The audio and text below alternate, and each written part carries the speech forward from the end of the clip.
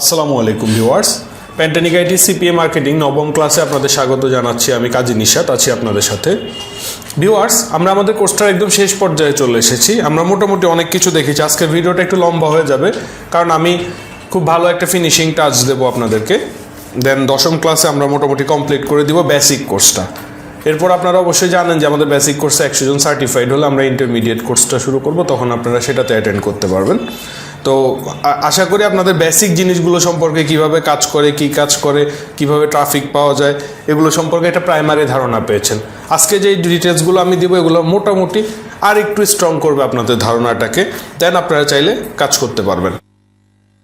Viewers, আমরা এখন একটা প্লাগ ইন দেখাবো। আপনারা যারা আমাদের এই সিপিএ মার্কেটিং কোর্সটা করছেন, আমি ধরে নিচ্ছি যে আপনারা সবাই আমাদের ওয়ার্ডপ্রেস কোর্সটিও করেছেন, কারণ আপনার একটা ওয়েবসাইট না থাকলে, আসলে ওয়ার্ডপ্রেসের না থাকলে আপনার জন্য একটু ঝামেলাই হয়ে যায়। তো আমি যে প্লাগ ইনটা দেখাবো আপনাদেরকে, এটার নাম হচ্ছে WP ল্যান্ডিং পেজ। ভিউয়ার্স, আমরা ল্যান্ডিং পেজগুলো ওয়ার্ডপ্রেস দিয়ে ক্রিয়েট করতে গেলে একটু যদি সুন্দর ডিজাইন করতে যাই আমরা, তাহলে ওয়ার্ডপ্রেসের এই ল্যান্ডিং পেজের প্লাগ ইনটা আমরা ইউজ করতে পারি।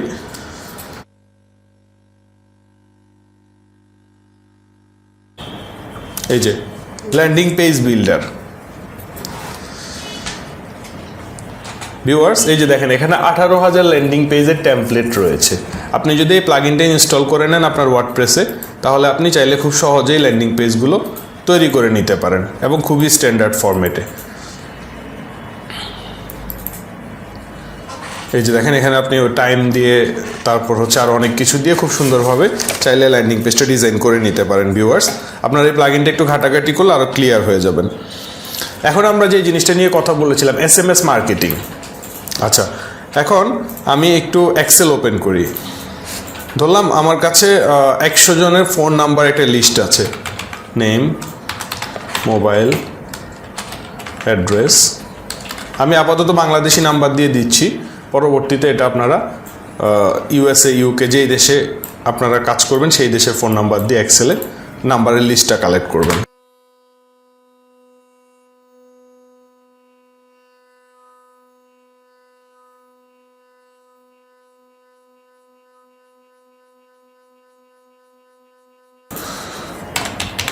ভিউয়ার্স, এখানে আমার একটা লিস্ট আছে। এখানে আমার নাম, ফোন নাম্বার, এই জিনিসগুলো আছে। আমরা এখানে চাইলে SMS পাঠাতে পারবো। আমি এখানে 5টা লিস্ট করে স্যাম্পল করেছি। এরকম এখানে 5000 ক্লায়েন্টের নাম, ফোন নাম্বারও লিস্ট থাকতে পারে। তো ভিউয়ার্স, আমরা একটু গুগলে সার্চ করব SMS মার্কেটিং ইন্টারন্যাশনাল, এটা লিখে। দেখেন, অনেক ওয়েবসাইট আছে যারা এই SMS সার্ভিসগুলো প্রোভাইড করে। ওকে, আমরা একটা ওয়েবসাইটে ঢুকি, bulksms.com। এই যে ওদের এখানে যদি আমরা সাইন আপ করি, দেখেন আমরা একটু প্রাইজিংটা দেখি। এখানে দেখেন বাংলাদেশে SMS করলে কত টাকা খরচ হবে, এই জিনিসটা দিয়েছে তারা।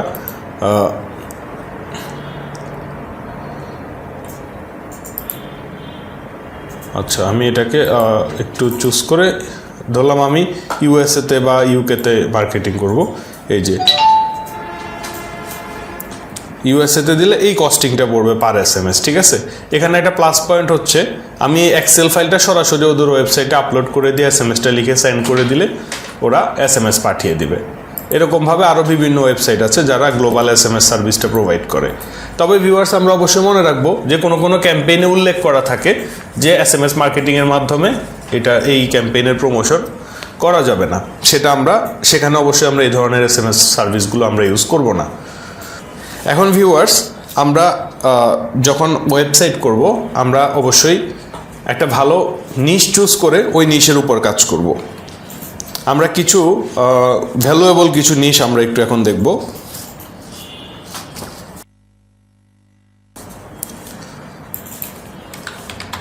মোবাইল অ্যাপস, এটা একটা ভ্যালুয়েবল নিশ। এই নিশের উপর হিউজ পরিমাণ ভালো একটা ট্রাফিক আছে। তারপর আছে ডেটিং, খুবই ভ্যালুয়েবল একটা নিশ। এই নিশের উপর হিউজ ট্রাফিক আছে। তারপর আছে ওয়েট লস। এই নিশের উপর আপনি যদি ব্লগিং করেন, লেখালেখি করেন, হিউজ ট্রাফিক পাবেন। এরপর আছে ফিন্যান্স। ভিউয়ার্স, আমি এগুলো আমার আইডিয়া থেকে বলছি। আপনি যদি ভিডিওটা 5 বছর পরে দেখেন, এখানে কয়েকটা নিশ আপ ডাউন হতে পারে। এগুলো আমি 2020-এর জন্য বলছি। তারপর আছে ধরেন হাউজিং, আচ্ছা একটা ভ্যালুয়েবল নিশ, তারপর জবস।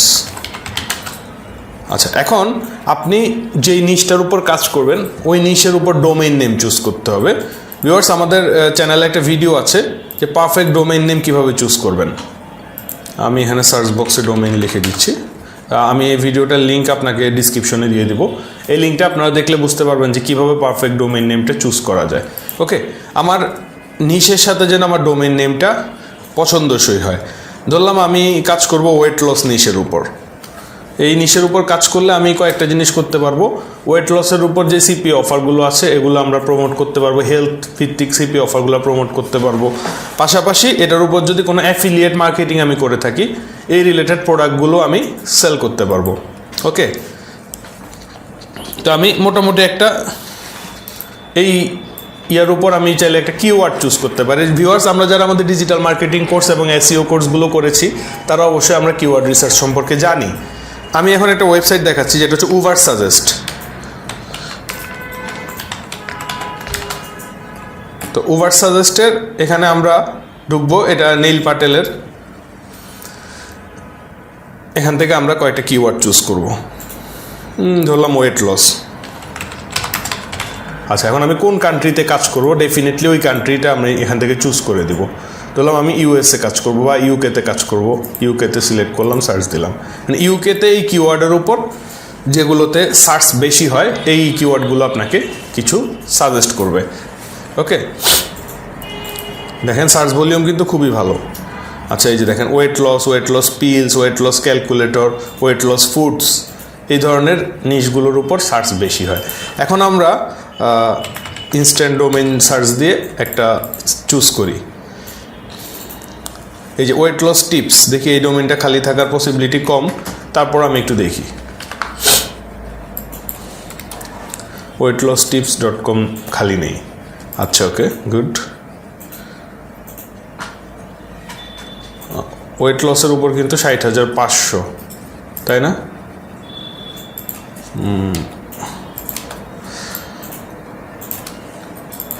টিপসটা আগে দিয়ে দেখি। টিপস ওয়েট লস, এটা যদিও একটু ভ্যালু অনেকটাই কমিয়ে দিচ্ছে। আচ্ছা, আমরা আরও একটু দেখি। ভিউ অল কিওয়ার্ড আইডিয়াস দিলে হয়তো বা প্রিমিয়াম চাইবে না। ঠিক আছে, এই যে 9,900 সার্চ ভলিউম যেগুলো, এই যে যেমন ওয়েট লস প্ল্যান, আমরা এটা একটু দেখি। না, খালি নেই। অর্থাৎ এগুলোর উপর কিন্তু আমাদের আগে আরও অনেকেই সার্চ করেছে।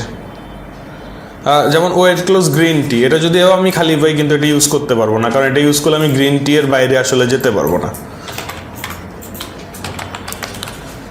এটাও খালি নেই। যেগুলো মোটামুটি কিওয়ার্ডের উপর সার্চ ভলিউম আছে, কেউ না কেউ এগুলো কিনে ফেলেছে। ওয়েট লস সাপ্লিমেন্টস, অনেক লম্বা ডোমেইন হিসেবে এটা কেউ কেনার কথা না, তাও কিনে ফেলেছে, কারণ এগুলোর উপর ট্রাফিক আছে। Weight loss surgery. আচ্ছা, এই যে ভিউয়ার্স দেখেন, আমরা একটা ডোমেইন কিন্তু খালি পেয়েছি, weightlossurgery.com। এই কিওয়ার্ডের উপর সার্চ ভলিউম খুব বেশি না। কিওয়ার্ডের উপর সার্চ ভলিউম হচ্ছে আপনার 4,400, কিন্তু দেখেন সিপিসি কিন্তু অনেক বেশি, যেটা কস্ট পার ক্লিক। কেন? কারণ দেখেন উপরে কিওয়ার্ডটা ওয়েট লস চার্ট, এখানে দেখেন 5,400 সার্চ ভলিউম, কিন্তু সিপিসি হচ্ছে 0.12। আর সে জায়গায় ওয়েট লস সার্জারি যেটা, এটার সার্চ ভলিউম হচ্ছে 4,400, কিন্তু সিপিসি 5.55, মানে অনেক অনেক অনেক গুণ বেশি। কারণ হচ্ছে একটাই, যে ওয়েট লস চার্ট দিয়ে যারা ঢুকে তারা আসলে টাকা খরচ করে না এখানে, যার কারণে এই সার্চ ভলিউমটার ইয়েটা বেশি। মানে ওয়েট লস চার্ট দিয়ে যারা সার্চ করে তারা আসলে এখানে টাকা খরচ করে না, এর জন্য ভ্যালুটা কম। আর ওয়েট লস সার্জারি দিয়ে যারা ঢুকে তারা টাকা খরচ করে, দ্যাটস ওয়াই এটার ভ্যালুটা বেশি। তো আমরা এখন এটাতে মোটামুটি আমরা যদি কাজ করি, এটা নিয়ে একটা যদি ডোমেইন আমরা একটু সার্চ দিই গুগলে, যে ওয়েট লস সার্জারি দিয়ে যারা এই কিওয়ার্ডের উপর কাজ করছে তারা কিভাবে কি করছে।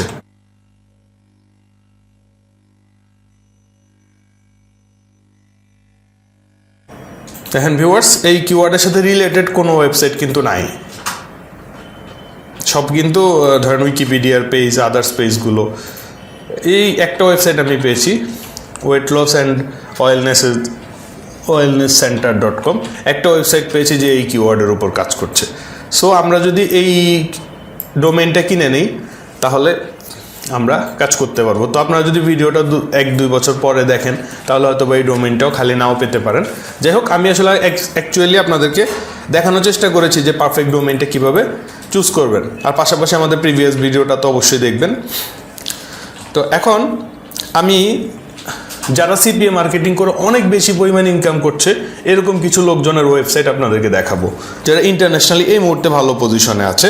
যেমন আমি একটা ওয়েবসাইট আপনাদেরকে দেখাচ্ছি, যেটা হচ্ছে moneysupermarket.com।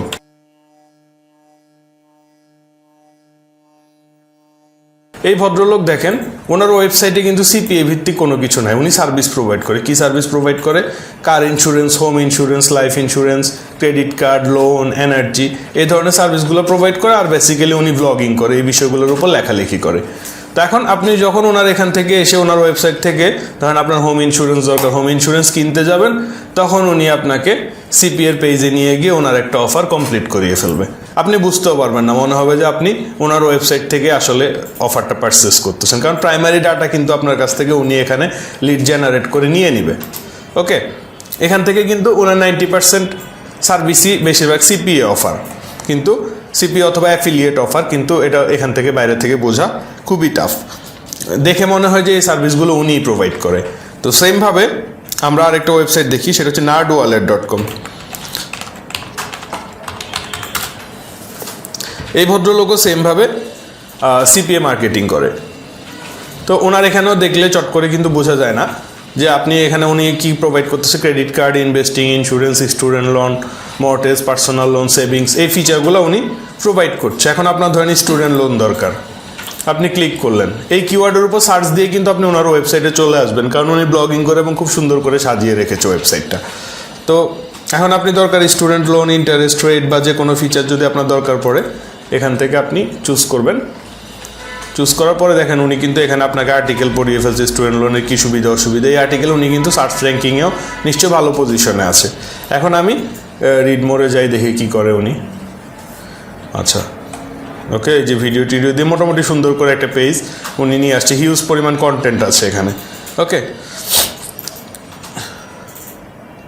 আচ্ছা, তো আমরা আরও কিছু দেখি। Best credit card 2020। আচ্ছা, এই যে এখানে দেখেন অনেকগুলো ক্রেডিট কার্ড আছে। কি আছে মানে বেস্ট ক্রেডিট কার্ডকে Citi double cash card, Discover it cashback, তারপর হচ্ছে ডায়মন্ড প্রিফার্ড কার্ড, অনেকগুলো কার্ড দেখাচ্ছে। আমাকে দিয়েছে কিন্তু একটা call to action button, apply now. আমি অ্যাপ্লাই নাওতে ক্লিক করলাম, দেখেন ওনার কিন্তু অ্যাফিলিয়েট লিঙ্ক থেকে আমি অ্যাপ্লাই করে ফেলছি, আর ওনার সিপিএর অ্যাকশন কমপ্লিট হয়ে যাচ্ছে ভিউয়ার্স। তো খুব সুন্দর আমি এক্সাম্পল হিসেবে দেখলাম। এরকমভাবে আসলে আমরা একটা ওয়েবসাইটকে আমার সিপিএ মার্কেটিংয়ের জন্য মানি মেশিন হিসেবে তৈরি করতে পারি। এটা হচ্ছে একদম রিয়েল।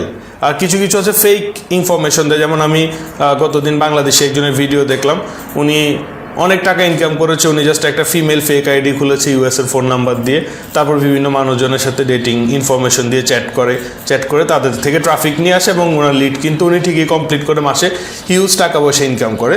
তো আমরা আসলে ওইরকমভাবে সাজেস্ট করি না। আর আপনাদের যদি ওইরকমভাবে ইনকাম করার দরকার পড়ে, তাহলে তাদের কাছ থেকে আপনারা তাদের ভিডিওগুলো দেখে তাদের সাজেশন নিয়ে পেইড ট্রেনিংগুলো কিনে আপনারা চাইলে কাজ করতে পারেন।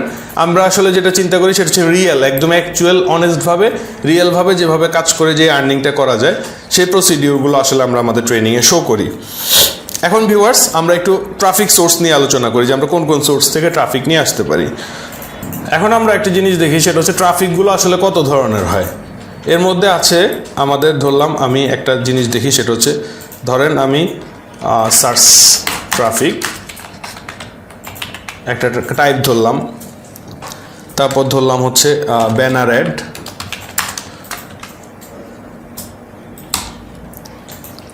এরপর আসে সোশ্যাল মিডিয়া অ্যাড। মানে এগুলো আমি জাস্ট একটু কম্পেয়ার করব প্রথমে। আচ্ছা, কম্পেয়ার করার সময় আমি কয়েকটা জিনিস দেখি। ধরলাম আমি একটা ফেসবুকে একটা পোস্ট করলাম, এই অ্যাডটা ধরলাম আমি 1000 জনের কাছে শো করলো, এই 1000 জন তাদের কাছে শো করলো। ধরলাম আমি একটা অফার দিলাম যে মোবাইল সেল অফার,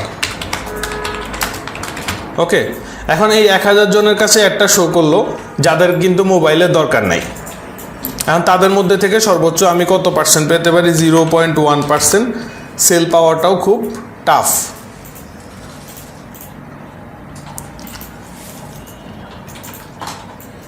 কিন্তু যদি আমি গুগলে যদি এই ওই মোবাইলের মডেলের উপর যদি সার্চ র্যাঙ্কিংয়ে ভালো পজিশনে থাকি, সেখানে যদি আমার 1000 জন সার্চ ভলিউম থাকে যারা মোবাইলের টপিক নিয়ে সার্চ করেছে এবং তারা দ্বিতীয়, তৃতীয়, পঞ্চম, ষষ্ঠ পজিশনে আমার ওয়েবসাইটটা দেখে, তাহলে সেখান থেকে এই সেলের পার্সেন্টেজটা বেড়ে আসতে পারে 10%।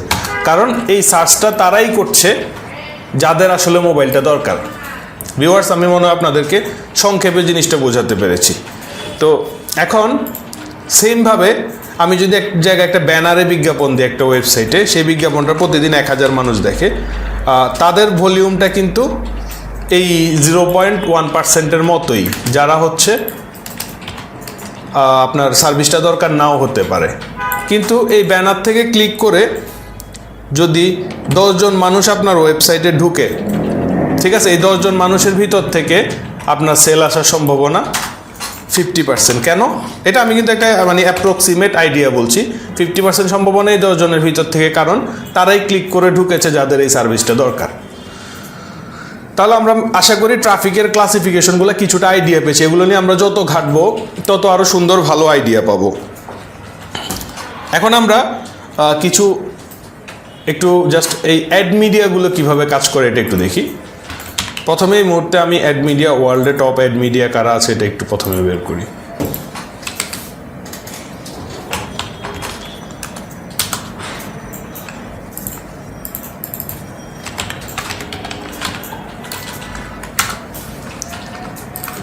আচ্ছা ভিউয়ার্স, আমরা প্রথমে যে জিনিসটা নিয়ে এখন কথা বলবো সেটা হচ্ছে অ্যাড মিডিয়া। এই অ্যাড মিডিয়া কারা? অ্যাড মিডিয়ার প্রথম গুরু হচ্ছে অ্যাডসেন্স, যার সাথে কারো কম্পেয়ার চলে না। এরপর আছে আপনার ধরেন এই যে আমি যেগুলো কয়েকটা এক্সাম্পল দেখালাম, এগুলো অনেক দিন ধরে পপুলার যারা কাজ করছে মার্কেটে, যেমন ওয়াইলিংস, তারপর হচ্ছে বিডভার্টাইজার। এরা হচ্ছে অ্যাডভার্টাইজিং মিডিয়া হিসেবে কাজ করে। এখন এরা অ্যাডভার্টাইজিং মিডিয়া হিসেবে কাজ করে, কিভাবে কাজ করে সেটা আমি একটু দেখাই। ধরলাম এরা হচ্ছে অ্যাড মিডিয়া যারা দুই ধরনের অ্যাকাউন্ট রাখে, একটা হচ্ছে অ্যাডভার্টাইজার অ্যাকাউন্ট আর একটা হচ্ছে পাবলিশার অ্যাকাউন্ট।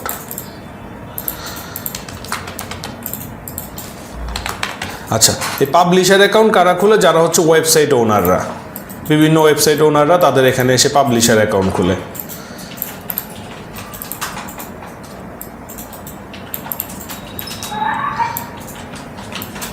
এখন তারা তাদের যে ওয়েবসাইট আছে এদের এখান থেকে যখন পাবলিশার অ্যাকাউন্টটা অ্যাপ্রুভ হয়, তাদের ওয়েবসাইটে তারা বিভিন্ন সাইড বারে উপরে বিভিন্ন জায়গায় বিজ্ঞাপনের প্লেস বসিয়ে এই বিজ্ঞাপনগুলো তারা সেট করে থাকে। ওকে, এই গেল ওয়েবসাইট ওনারদের।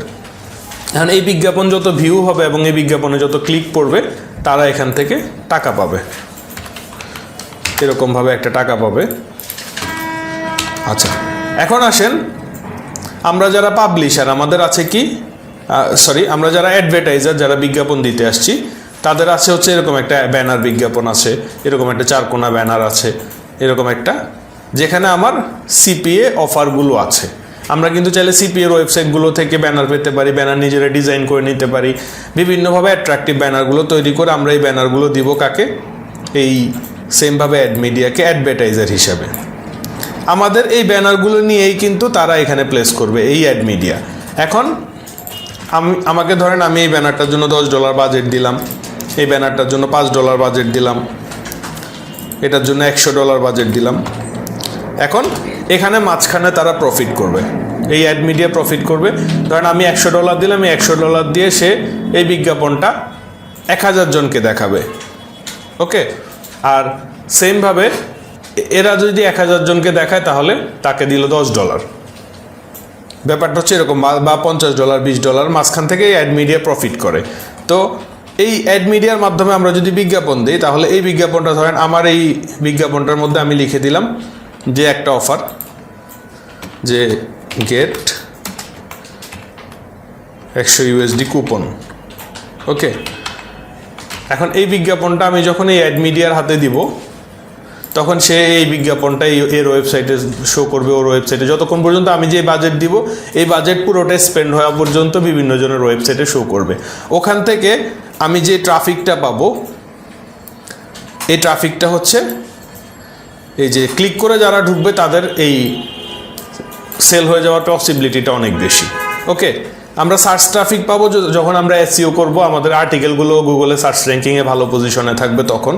আর এর আগে ব্যানারের মাধ্যমে আমি ইনস্ট্যান্ট ট্রাফিক নিয়ে আসতে পারি, সোশ্যাল মিডিয়া বিজ্ঞাপনের মাধ্যমে নিয়ে আসতে পারি। তো আশা করি আমরা মোটামুটি ট্রাফিক সোর্সগুলো সম্পর্কে বুঝতে পারছি। আর এদের এখানে আপনি যদি অ্যাকাউন্ট খোলেন বিডভার্টাইজারে বা ওয়াইলিংসে, তাহলে আপনি খুব ইজিতে বুঝতে পারবেন। আর অ্যাডওয়ার্ডে কীভাবে বিজ্ঞাপন দিত এটা কিন্তু আমরা আগে একবার দেখে এসেছি।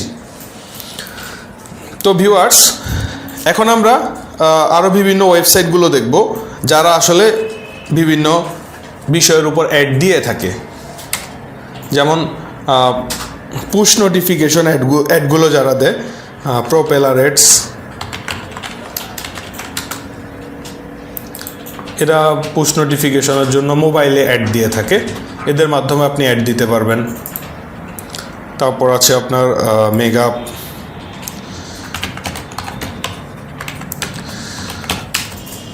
এদের মাধ্যমে দিতে পারবেন। এরা হচ্ছে পুশ নোটিফিকেশনের অ্যাডগুলো বেশিরভাগ দিয়ে থাকে। আমরা যদি সার্চ করি আর টপ পুশ নোটিফিকেশন নেটওয়ার্কস, দেখেন আমরা এদের একটা বিশাল লিস্টই পেয়ে যাব। লিস্ট পেয়ে গেলে কি হবে, আমরা লেটেস্ট যারা আছে, এরা সব ক্ষেত্রে ট্রাস্টেড না। আমাদেরকে যে কোনো একটা ওয়েবসাইটে টাকা ইনভেস্ট করার আগে সবসময় তাদের রিভিউগুলো ঘেটে দেখতে হবে। ধরলাম মুভি আইডিয়া, এদের ওয়েবসাইটে আমি ইনভেস্ট করব, তাহলে আমি একটু গুগলে সার্চ করব মুভি আইডিয়া রিভিউ। ভিউয়ার্স, এরপর আমরা যেটা করতে পারি সেটা হচ্ছে নেটিভ অ্যাডভার্টাইজিংয়ের মাধ্যমে। নেটিভ অ্যাডভার্টাইজিংটা হচ্ছে এরকম যে অন্য একজন একটা আর্টিকেল লিখেছে তার ওয়েবসাইটে, কিন্তু সেই আর্টিকেলটাতে কোনো লিঙ্ক নেই। সে এমনি তার প্রয়োজনে তার ব্লগ র্যাঙ্কিংয়ের জন্য আর্টিকেল লিখেছে, তাকে আপনি অফার করতে পারেন যে আপনার এখান থেকে আমাকে একটা লিঙ্ক প্রোভাইড করেন, আপনার এই আর্টিকেলে তো হিউজ ভিউ। তার ওয়েবসাইটে ট্রাফিক চেক করে আপনি দেখলেন যে অনেক ভালো ভিউ আছে, তখন তাকে অফার করলেন যে আপনার এখান থেকে আমাকে একটা ব্যাক লিঙ্ক আপনি প্রোভাইড করেন। তখন তার কাছ থেকে আপনি আপনার ল্যান্ডিং পেজটা বা আপনার আর্টিকেলের পেজটার একটা লিঙ্ক নিতে পারেন। এভাবে আমরা নিতে পারি। তো এটাকে বলে নেটিভ অ্যাডভার্টাইজিং। তো নেটিভ অ্যাডভার্টাইজিংয়ের আবার কিছু মিডিয়াও আছে। ওকে, যেমন MGID আছে, যারা হচ্ছে এই যে নেটিভ অ্যাডভার্টাইজিং প্ল্যাটফর্ম। তারপর আছে আপনার আউটব্রেন আছে, এই যে আউটব্রেন, আচ্ছা ওপেন ডিসকভারি আর নেটিভ অ্যাডভার্টাইজিং। এরকম আপনি যদি দেখেন যে top native advertising, top native add networks 2020,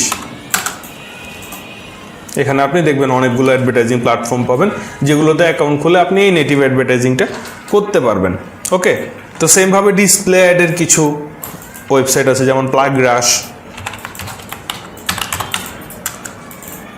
এই যে এখানে আপনি চাইলে ডিসপ্লে অ্যাড দিতে পারবেন। এরকম top display ad network. Viewers, আমি কিন্তু আপনাদেরকে পলিসিগুলো শো করে দিচ্ছি কিভাবে কোথায় কি করা যায়।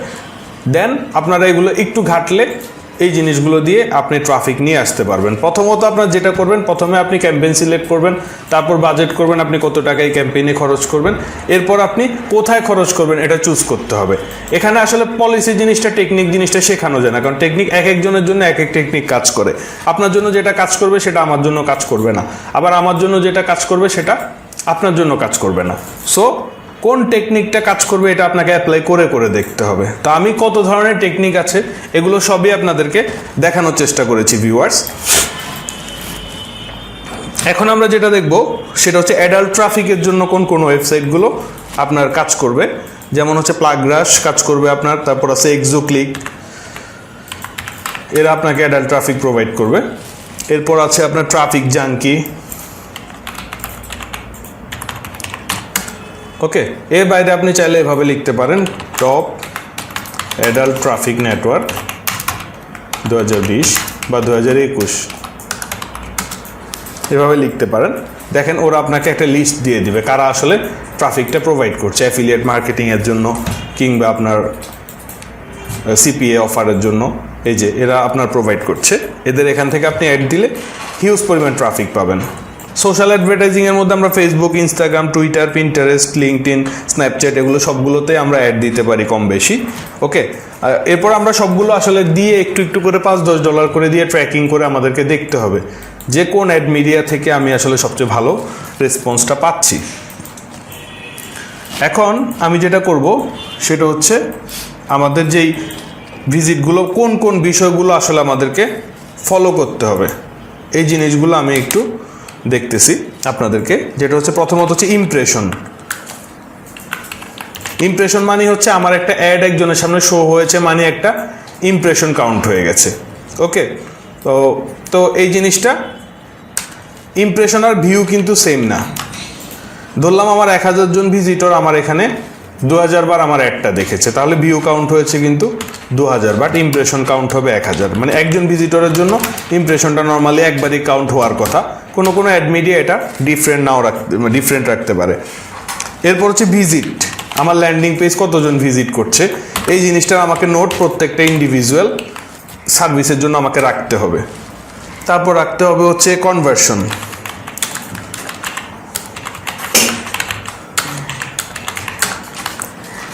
এরপর রাখতে হবে আমার CTR, click through rate.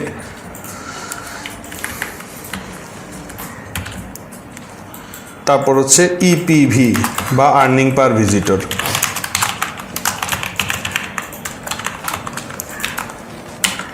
EPC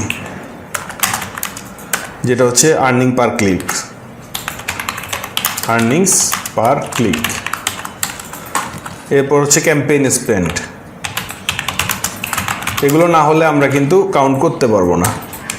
earnings, profit, তারপর হচ্ছে ROI। এগুলো আমরা কিন্তু জানি আসলে, রিটার্ন অফ ইনভেস্টমেন্ট, এগুলো আমরা প্রথম দিকেই দেখেছি।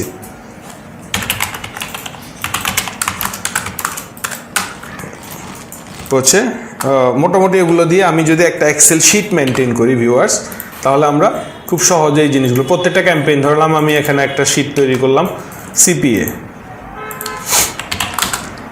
এখন আমি একটা ক্যাম্পেইন চালু করলাম, এই মুহূর্তে ধরলাম $100 কুপন। এটা একটা ক্যাম্পেইন আমার। ওকে, এই ক্যাম্পেইনের জন্য আমি কোন অ্যাড মিডিয়াতে অ্যাড দেবো প্রথমে হচ্ছে এটা। তারপরে আমার এই যে জিনিসগুলো ভিউয়ার্স, আমরা এই ফাইলগুলো যেগুলো এখন আপনাকে তৈরি করে দেখাচ্ছি এগুলো ভিডিও ডিসক্রিপশনে একটা লিঙ্ক দিয়ে আপনাদেরকে দিয়ে দিব। আপনারা লিঙ্ক থেকে কাইন্ডলি ফাইলগুলো চাইলে ডাউনলোড করে নিতে পারবেন। সো আমি এখান থেকে ধরেন আমি ইমপ্রেশন কত পেলাম,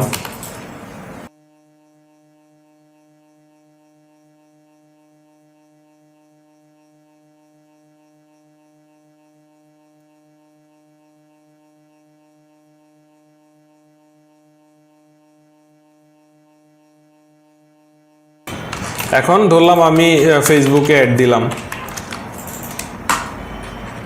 ফেসবুকে অ্যাড দিয়ে ধরেন আমি $10 খরচ করলাম। এই $10 থেকে আমি গতবার কিন্তু আমরা ফেসবুকে একটা রিয়েল অ্যাড দিয়েই দেখেছিলাম। ইমপ্রেশন পেয়েছি মনে করেন 2000, তারপর হচ্ছে কনভার্সন হয়েছে মনে করেন 10 জন। এখন কনভার্সন থ্রো রেট এগুলো আমরা কাউন্ট করে করে বের করে ফেলবো। আমার আর্নিং হয়েছে ধরেন $5। ওকে, তাহলে এখানে প্রফিট কি -50%।